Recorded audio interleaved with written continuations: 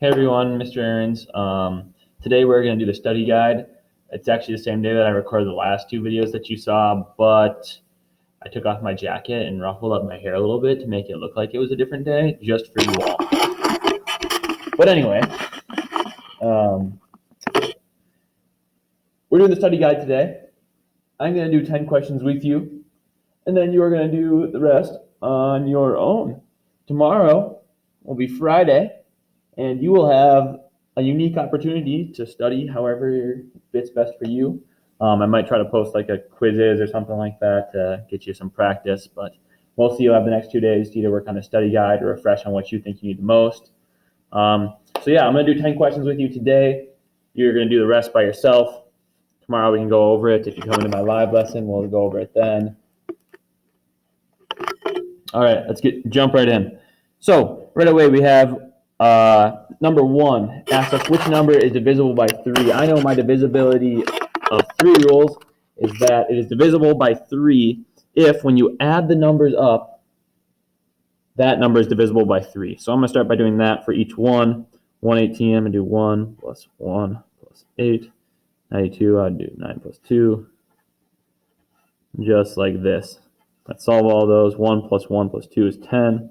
2 plus 9 is 11. 7 plus 2 is 9. 13. Now only one of these is divisible by 3. I look at this. 10. Can it be divided by 3? Not evenly. Can this be divided by 3? Not evenly. Can this be divided by 3? Yep, that's equal to 3. Let's double check and make sure we're not missing one here. Nope, that one doesn't go in evenly. C is your answer there. You have a similar rule for number 9. That's what you'll do on the next one here, or for 9s on the next one here. All right, number 3, we've got a group of 36 students must be arranged in rows. Ooh, we had a couple problems like this on some homework. Each row must have the same number of students. Okay, so all the rows have to be even. If there must be, I should say like and there must be or something. If there must be, oh, I see. If there must be at least 9 students in each row, how many possible arrangements are there? So our rule here is that there must be at least 9.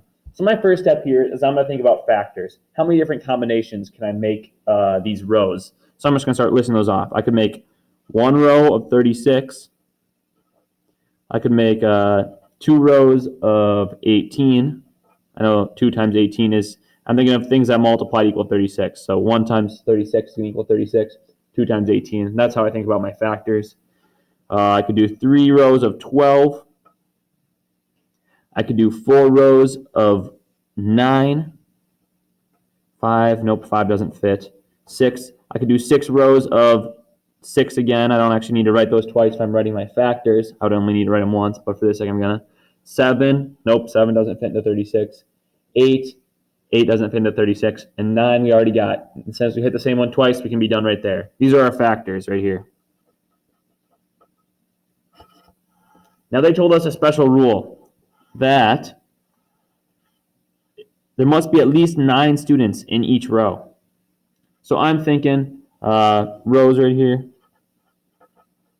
and the number of students in each row. So if I had 1 row, there'd be 36 students. If I had 2 rows, there'd be 18. 3 rows, 12. 4 rows, 9. And if I did 6 rows, I would not have enough students. So these are going to be my different possible arrangements right here. There are 4 arrangements. I started by finding those factors and then figure out which ones at least had 9 in each. All right, moving on to number 5. Flip the page there.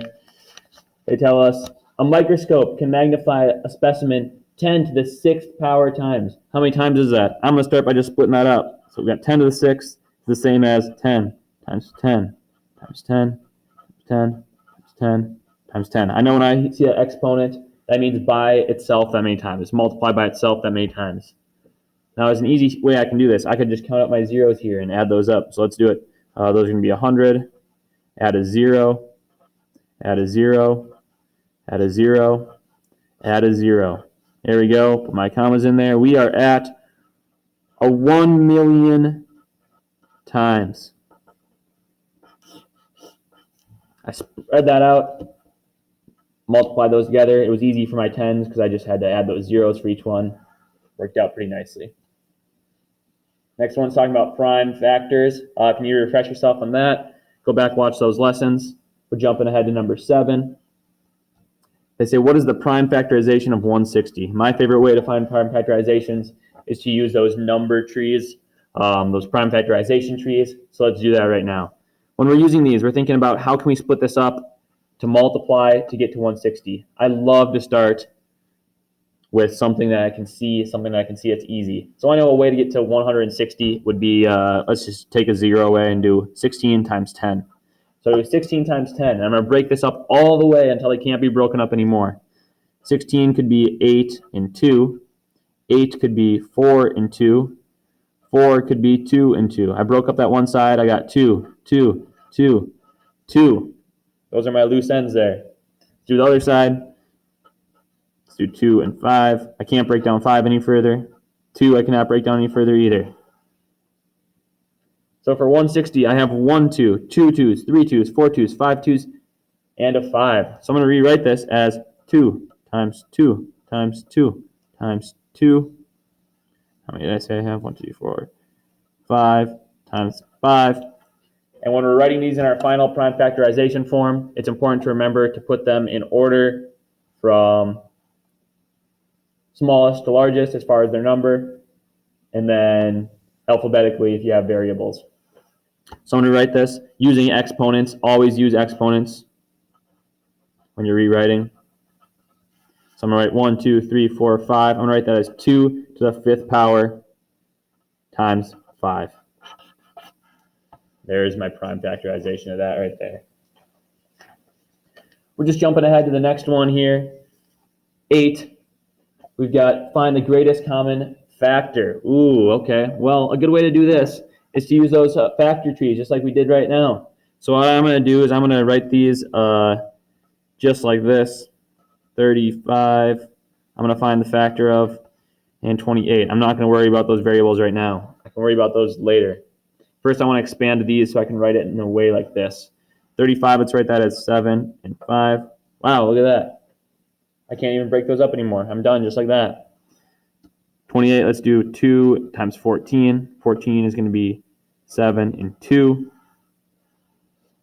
Okay, so I'm going to rewrite 35x to the 5th as 5 times 7. I did 5 first because I had to start with my smallest numbers. Times, I see x to the 5th, which I know is x times x times x times x times x. That's my 35x to the 5th and 28x to the 3rd. I'm going to write as 2 times 7. That's what I got over here. Got this. Oh, actually, you should write that as 2 squared, shouldn't I? Look at that. I almost missed a 2. So I'm going to write 2. I'm going to change that into a 2. Times 7 times x times x times x. Now it is time to find those matchers. This is how we find our greatest common factor. We match these up. I got a 7 on each. I got 1x on each. I got 2x on each. I got 3x's on each. They both have a 7 and 3x's. So I'm going to write my greatest common factor is 7x to the 3rd. 3x's. They both share 3x's. This is the greatest thing that they have in common, the largest thing that they have in common. We could divide both of these by 7x to the 3rd evenly.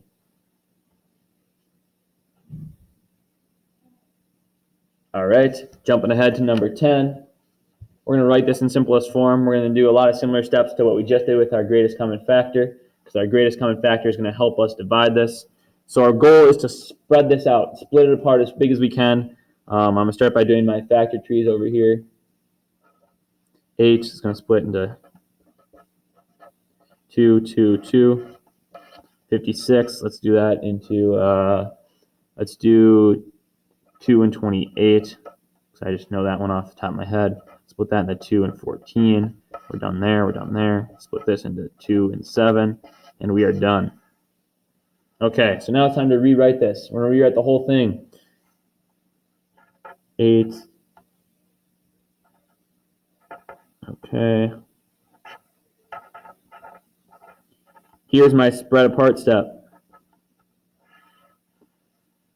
2 times 2 times 2 times, I have e to the third. I'm going to write that as e times e times e times m. I spread that apart. I took that 8 and split it all the way apart into 3 2's, 2 times 2 times 2. Took that e to the third, split it apart, and made it 3 e's.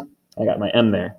And now I'm going to do the same over here. I got 2 times 2 times 2 times 7. How many e's? I got 2 e's times e, and we got 3 m's. M, m, m. Okay. We got all split apart. Our last step here. Our greatest common factors, we found what they had in common. We're going to do the same here, but instead of matching them up, we are canceling them out. So I see right here, cancel out those 2 2's. Cancel those ones out. They match. They match. 7, there's no match for 7. E. Oh, there's a match right there. Another E. There's a match right there. I don't have a way to cross off this E, though, because we're out of E's. Oh, I got a way to cross off this M. What do I have left on top? Just one E. Just this one E right here is all I have left on top. What do I have left on bottom? 7 times M, which is the same as M squared. That is your final answer there. That is your simplest form. We found those greatest common factors. We split it all apart. We canceled out what they have in common. Moving on to number 13. We got, let's see, 4 more left here. All right, we're simplifying these. This is what we're going to do the same as we just did. And they already got this one in common form for us because I see we have 2 to the 5th, 2 to the 2nd, k to the 7th, k to the 3rd. So I'm going to stretch this one out. We had 2 methods to solve these. I'm going to go over the first one here, second one here. We learned about this just earlier this week. So I'm going to write this as 2 times 2 times 2 times 2 times 2. That's 2 to the 5th. And then I got 7 k's. Ooh, this is going to get a little tight here. There's 7. And underneath that, I have 2 2's and 3 k's.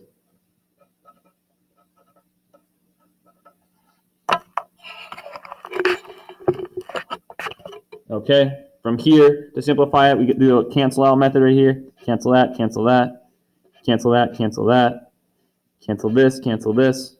I'm going 1 for 1 here. Taking my time, making sure I'm being careful. Leave behind a 1 on bottom. On top, we have 3 2's. That's the same as 2 to the 3rd left on top. And we have 4 k's. A 1 left on bottom. I know anything over 1 is the same as that. We got 3 2's left on top, 3 k's left on, or 4 k's left on top. That's what I simplify those down to. All right, our quick simplification. It's a little small. Let's zoom in quick.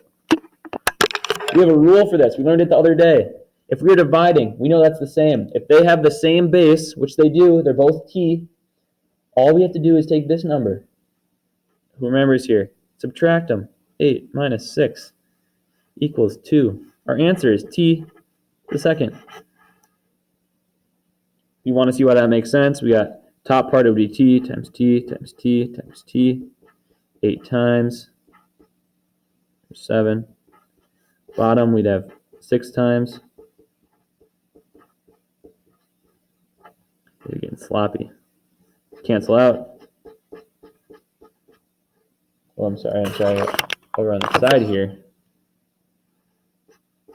Leave behind 2 t's on top. T times t is t squared. T to the 2nd power. All right. Moving on to number 18. We got a little bit more of that same rule here. This time we're multiplying. We also worked on this earlier this week. We've got 3/4 to the 3rd power times 3/4. I'm going to split this up right now. I'm going to simplify, split this up, make it 3/4 times 3/4 times 3/4. And then we're going to multiply that by 3/4. Would you look at that? I know a quick way to do that. 1, 2, 3, 4. Let's write that as 3/4 to the 4th. Another way we could have done that, we know that anything that doesn't have a power is to the power of 1. We could see 3 plus 1, because we are multiplying, equals 4. Those are the rules we talked about earlier this week. 3/4 to the 4th. Last one I'm going to do with you, and then we'll call it a day here. We got to make sure we're doing our PEMDAs here. There's a lot of steps here. Let's take it nice and slow. Give you a nice zoom in. Starting with our parentheses. Okay, we got a parenthesis here. I'm just going to block out this parenthesis for now. 36 minus negative 2 to the fourth plus 8. That's all a parenthesis. So we got to start by doing PEMDAs within our parenthesis. Okay, let's do it. So do we have a parenthesis in there? Yes, we do have a parenthesis in a parenthesis. It's already negative 2, though. We can't do anything within it. Let's move on to our exponents. 4 to the negative second power. That's going to be negative 2 times negative 2 times negative 2 times negative 2. That would be a positive 4. Negative 8 times negative 2 is going to be a positive 16. Okay, so I'm going to rewrite this as 36 minus 16 plus 8. That's our parentheses still. We have a divide by 4 sitting outside, but I'm not going to worry about that quite yet. Now we're on to our multiplication. Nothing left in there. Division, nothing left in there. Addition, subtraction, we're moving left to right. 36 minus 16 is going to be 20 plus 8. It's going to get 28. Finally, we solved all of this and made it 28. Our last step, outside the parentheses, divide by 4. 28 divided by 4, you're probably screaming in your heads right now. We can simplify that down to 7. Following those PEMDA rules, take them slow. Be careful with those. That's what I got for you today. Finish up that study guide on your own. Tomorrow it's another review day, so I don't have anything officially posted for you that will go in the grade book, but there might be some content to help you study. All right, have a great rest of your day. Finish up that study guide on your own.